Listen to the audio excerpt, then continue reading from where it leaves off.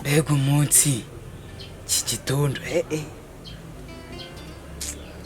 nanjye ntago biremera kanze ngende.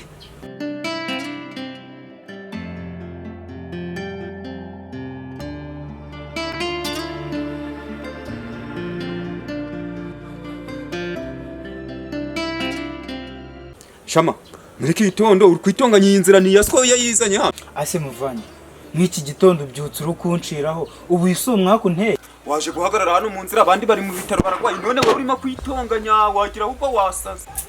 Sha waje urareka ibintu nk'ibi. Gahanga kabi wowe ubuzima ni wowe ubitanga kugira ubyukira mwago no muhanda witonganya. Kanigendere wamugwira busawe. Jehore. Ha? Homora. Banza nawe uramukanye umuhambirwa ahangara nshiraho kanze nikanigendera.